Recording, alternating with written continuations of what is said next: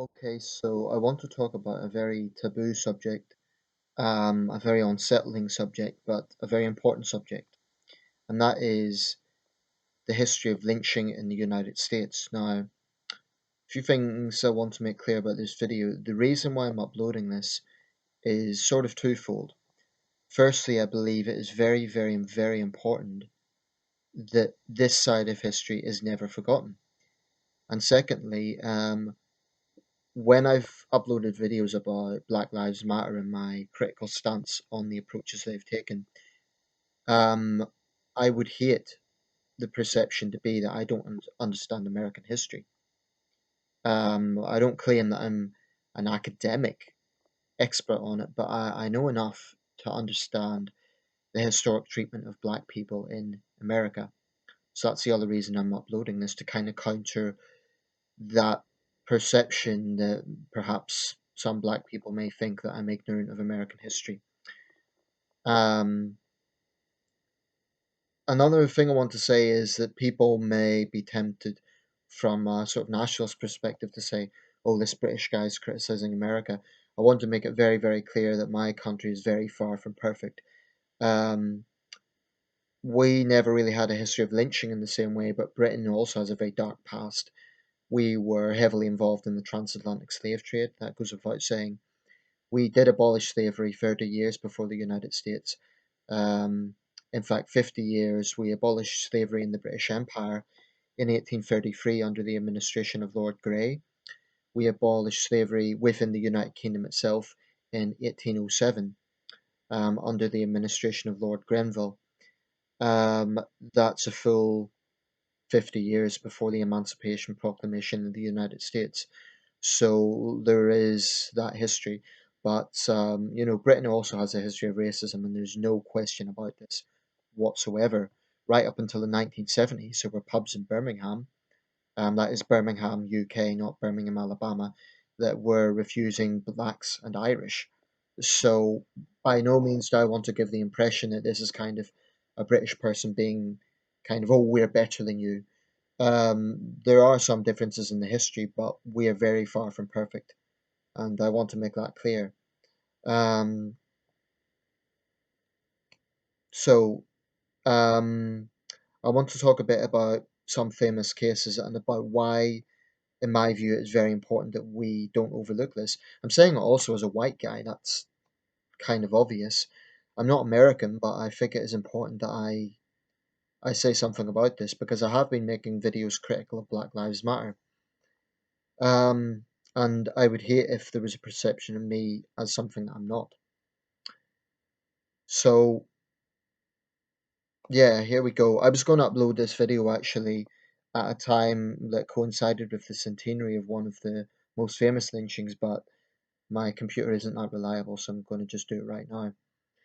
Um, I've taken a few statistics here to sort of base the angle I'm going to take this video. Let's take a case example, Texas. Between 1885 and 1942, the statistics show that 339 black people were lynched, 77 white people were lynched, 53 Hispanics were lynched, and one Indian was lynched in the state of Texas. So that indicates that the overwhelming or a very strong majority were black victims.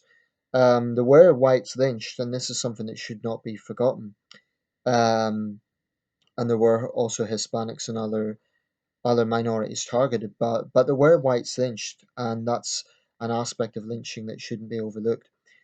Nevertheless, if you look at pretty much every state, it is overwhelmingly African Americans. Now, the interesting thing about lynching was immediately after the Civil War, when the Civil War ended in 1865, that period of Reconstruction, and historians argue over the exact period of Reconstruction, but they say broadly from 1865 to 1875, the number of lynchings were actually less than in the real terrible period from roughly 1890 to 1930.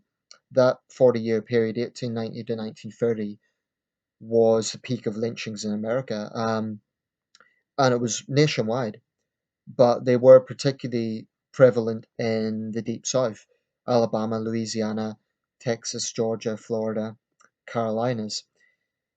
But there are some interesting facts about lynching that aren't always discussed. Lynching was very common in the Old West, and in that part of the states, the most common targeted group were Mexicans or Hispanics and Chinese laborers, and some whites as well. But again, there was unquestionably a racist aspect to that because, Hispanics and Chinese were disproportionately targeted.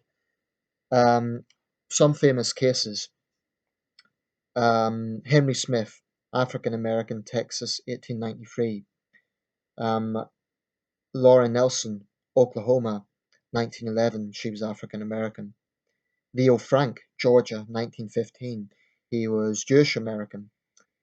Um, New Orleans, 1891.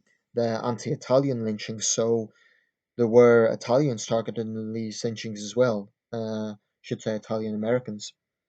Um, Personally, what I believe is one of the most disturbing cases, Jesse Washington, Waco, Texas, 1916. I'll explain in a minute why I think that's one of the most disturbing cases. Duluth, Minnesota, and that's significant, a northern state, 1923 African American circus workers. And Reuben Stacy, Florida, 1935 African American. Now, those are by no means the only highly publicized cases. There were many, many other well known cases. Those are just a few examples. Um, I've tried to include individuals there who aren't African American just to demonstrate that there were other groups targeted, such as Leo Frank. But there is some consistencies with those targeted. I mean, with African Americans, there were women targeted, but it was overwhelmingly African American men, and there were certain dynamics to the reasoning and the so-called justification for black men being targeted. One of the most common citations or so-called justifications was um, any sort of interaction with a white woman. Now, this could range from an allegation of rape to simply looking at a white woman. In the case of Reuben Stacy, Florida, 1935, the background to that was that he was a homeless man and he had knocked on the door of a white woman. She screamed, and as he was arrested, the mob overtook the police on the highway and lynched him.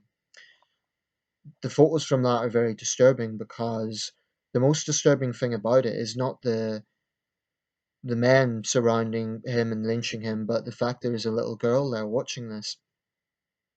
Um, this desensitization reminds me a bit of British history when we used to have public hangings.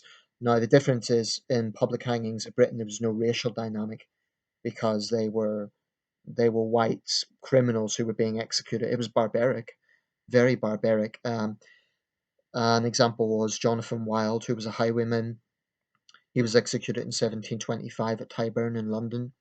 Um, Something like 100,000 people turned out for that. There's an engraving showing him on the cart being led to the gallows. It was basically a family day out, and he had stones throwing at him and this sort of thing. So Britain has a very barbaric history regarding public executions, but there wasn't quite the same racial dynamic. In fact, it was very, very rare because whilst we were involved in the slave trade, it wasn't. We didn't have plantations. We sold slaves to America. It was the slave triangle from West Africa to Britain to the Americas. Um, Henry Smith, a lot of these famous lynching cases have photographs, and they're basically stomach churning to look at. That's the only way I can describe it. Stomach churning. In the case of Jesse Washington, again, he was accused of raping a white girl. He was only 16 years old, but basically he was held in a cell. The white mob took him out after the trial and they tortured him for 2 hours. There's no other way to describe it. They cut his genitals off. They All that remained was a charred corpse. And a lot of the most graphic lynching photos showed basically the charred corpses of the black victims. And when I look at the white mobs that done this, I find it very, very difficult that such barbarism could take over the human mind, to do this to another human being. Now, there will be people even today who say, oh, but they may have been guilty of the crime they were charged. What they don't recognize is, firstly, the massive, massive chances of a miscarriage of justice because the system was absolutely racist. There's no question about that.